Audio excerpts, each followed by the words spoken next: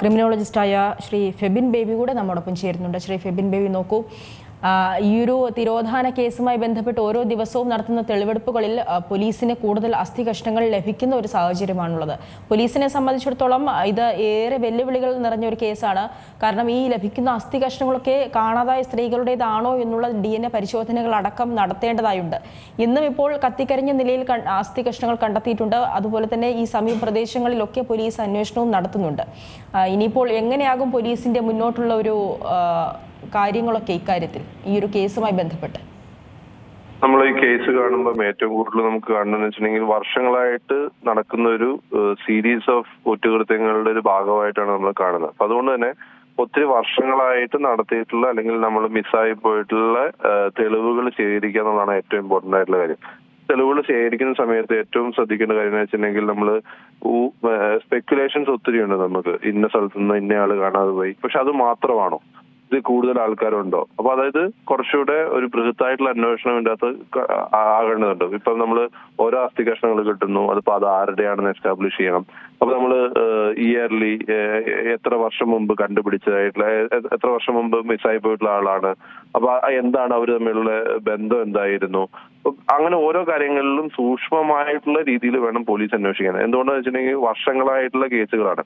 അപ്പൊ ഏതെങ്കിലും സമയത്ത് വർഷങ്ങളായിട്ട് കേസുകളാവുമ്പോൾ ശ്രദ്ധിക്കേണ്ട കാര്യം എന്ന് വെച്ചിട്ടുണ്ടെങ്കിൽ ഏതെങ്കിലും സമയത്ത് ഒരു ലൂപ്പ് ഹോൾ അല്ലെങ്കിൽ ഒരു തരത്തിൽ പറഞ്ഞിട്ടുണ്ടെങ്കിൽ ഏതെങ്കിലും തരത്തിലുള്ള ഒരു പ്രശ്നം ഉണ്ടായി കഴിഞ്ഞിട്ടുണ്ടെങ്കിൽ ആ കേസിന് തന്നെ മൊത്തത്തിൽ ബാധിക്കും. പ്രത്യേകിച്ച് പ്രതി എന്ന് സംശയിക്കുന്ന ആള് അല്ലെങ്കിൽ പ്രതി എന്ന് പറയുന്ന ആള് ഇതുവരെ പോലീസുമായിട്ട് സഹകരിച്ചിട്ടില്ല. ഒരു തരത്തിൽ സഹകരിച്ചിട്ടില്ലെന്ന് മാത്രമല്ല, ഇതിൽ നിന്ന് മാറി എടുക്കാനുള്ള എല്ലാ തരത്തിലുള്ള പ്രശ്നങ്ങളും അല്ലെങ്കിൽ എല്ലാ തരത്തിലുള്ള വഴികളും അയാൾ നോക്കുന്നുണ്ട്. അപ്പൊ അതിന്റെ അർത്ഥം ഇത് നമ്മൾ ഡീൽ ചെയ്യുന്നത് ഒരിക്കലും ഒരു സാധാരണ ഒരു പ്രതിയോടെ അല്ല.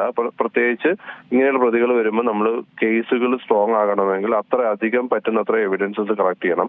ആ എവിഡൻസസ് കളക്ട് ചെയ്യാന്ന് പറഞ്ഞാൽ അത് ചലഞ്ചിങ് ആണെന്നുള്ള കാര്യം വെച്ചിട്ടുണ്ടെങ്കിൽ നമ്മൾ വർഷങ്ങളായിട്ട് ഈ കേസുകൾ നടന്നുകൊണ്ടിരിക്കുകയാണ്. അല്ലെങ്കിൽ പല കാര്യങ്ങളും നമുക്ക് ഇനിയും കണ്ടുപിടിക്കാനുണ്ട്. ഇനിയും ഏതെങ്കിലും സ്ത്രീകൾ അത് ഇൻവോൾവ് ചെയ്തിട്ടുണ്ടോ, അല്ലെങ്കിൽ ഇതിന്റെ പുറകിൽ എന്തെങ്കിലും അറ്റംപ്റ്റുകൾ നടന്നിട്ടുണ്ടോ? അറ്റംപ്റ്റുകൾ നടന്നതായിട്ട് ഇപ്പൊ പല വാർത്തകളും വരുന്നുണ്ട്. പക്ഷെ എങ്കിലും അതിന്റെ അത്രയധികം ഡീറ്റെയിലോട്ട് ഈ അന്വേഷണം പോകണം എന്നാണ് പറയുന്നത്. ബാക്കി കേസുകൾ പോലെ തന്നെ ആവശ്യമുള്ളത്രയും തെളിവുകൾ എടുക്കുന്നതിനേക്കാൾ കൂടുതൽ എല്ലാ തെളിവുകളും നമ്മളിതിന്റെ അകത്ത് ക്രൂഷ്യലാകുന്നത് അതുകൊണ്ടാണ്.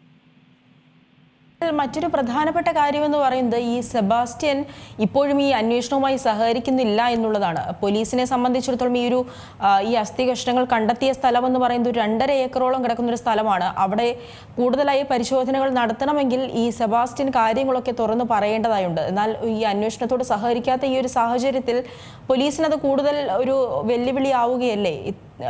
ഈ സെബാസ്റ്റ്യന്റെ ഒരു മനസ്സ് അതിപ്പോൾ ഒരു മനസ്സിലാകാത്ത ഒരു സാഹചര്യത്തിലാണ് പോലീസ് അടക്കം നിൽക്കുന്നത്. ഇനി എങ്ങനെയാകും പോലീസിന് ഈ ഒരു ഘട്ടം മറികടക്കാനാവുക?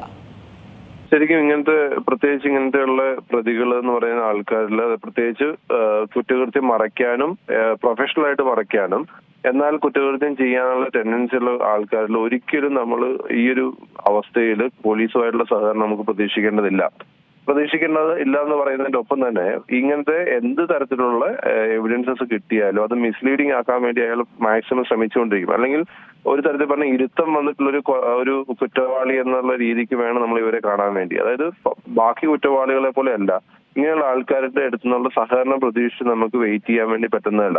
രണ്ടാമത്തെ കാര്യം, എത്രമാത്രം ലീഡിങ് ആയിട്ടുള്ള എവിഡൻസസ് കിട്ടിയാലും ഇദ്ദേഹത്തിന്റെ ആറ്റിറ്റ്യൂഡ് നമ്മളിപ്പോ പല സമയത്തും പല വിഷ്വലിൽ നിന്ന് നമ്മൾ കണ്ടു അയാളുടെ ആറ്റിറ്റ്യൂഡ് എങ്ങനെയാണെന്നുള്ള കാര്യം. അയാളുടെ ആറ്റിറ്റ്യൂഡിന്റെ അത് യാതൊരു തരത്തിലുള്ള പ്രശ്നങ്ങളും ഇല്ല.